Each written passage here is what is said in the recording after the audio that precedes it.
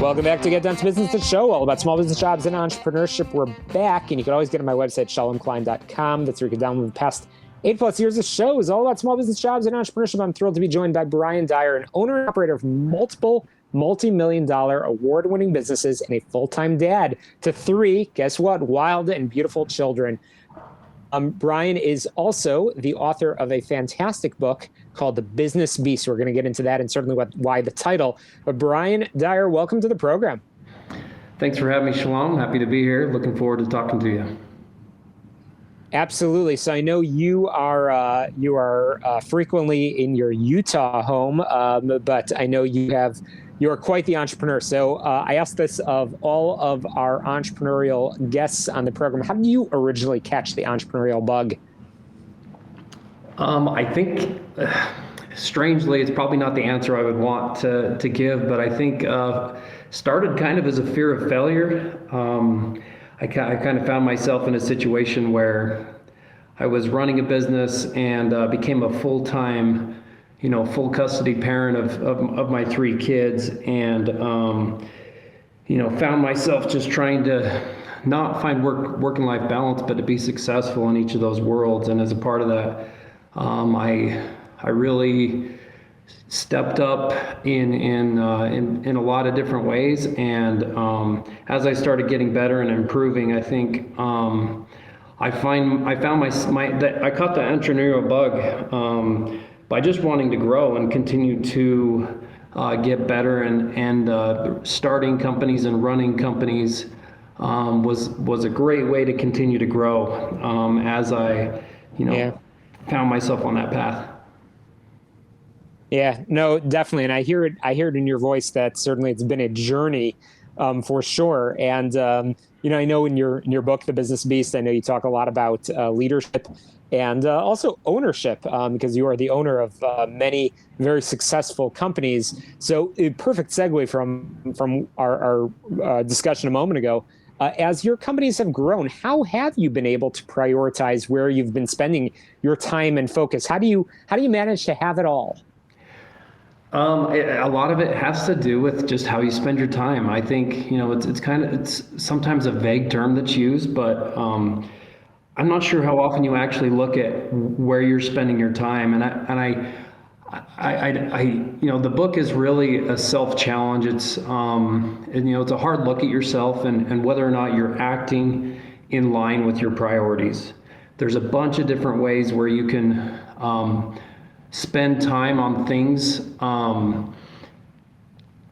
that you can change the way you spend your time and align your priorities with your acting. So like one example would be, a lot of the time you're planning what to do and shifting the planning time away from time when you can be actually like acting and taking steps in the direction of your goals. And so how you prioritize your time has to start with looking at how you're spending your time. And I guarantee there's none of us that are perfect, but all of us are spending time on things that we wouldn't consider priorities, and there's opportunities continually to more align how we spend our time with what really matters to us. Yeah, absolutely. And I know you're friendly to the term inbox zero, which is a hack to working on high impact priorities. And there's a lot of things that you have in the book, which I found really, really, really interesting. We're not going to have time to touch on all of them, including speed to action in the Army, we call flash to bang. And, a lot of things about how to, again, as you said, have the biggest impact in everything that you're doing. So there's a lot to unpack over here. And again, you've been successful in many different companies. I'm curious, how do you go from, as you said in the beginning of our interview over here, not wanting to fail? How do you go from being, call it entry level, to being the random average kid coming out of school, to becoming a leader, or maybe even becoming an owner of a company? How do you make that very conscious decision, as you say, to have that impact? I think one of the things that really worked for me, and it's advice I give to some of the clients that I have and people who are looking to improve the results that they're seeing, but you need to make it uncomfortable for either the owners of your company or the leaders that you have to not promote you or to not treat you like an owner. You can do it. I think sometimes we wait.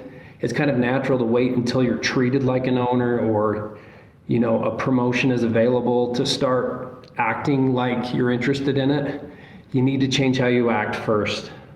One of the companies that I got that I'm an owner in, I was just granted ownership because I was acting as if I was an owner. And the owners looked at me and they just said, it doesn't even make sense for him to not be an owner with how he's acting, just doing much more than is expected and really caring about the company as if it was yourself.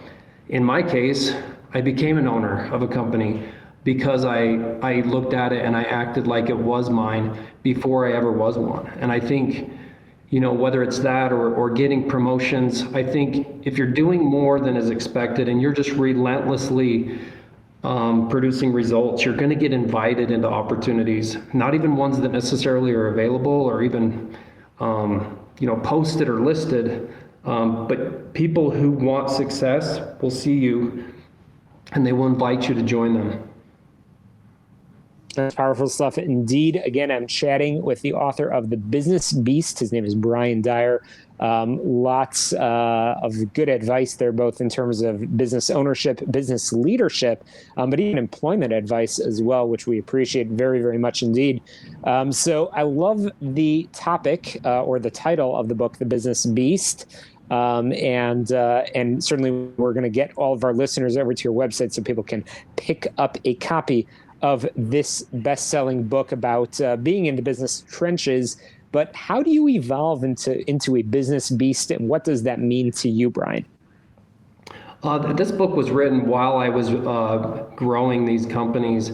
I didn't even start it as a book. I was so busy with kids and these businesses that I needed to try and find some still time, some downtime. And so in the mornings I was waking up really early and I just started writing to myself.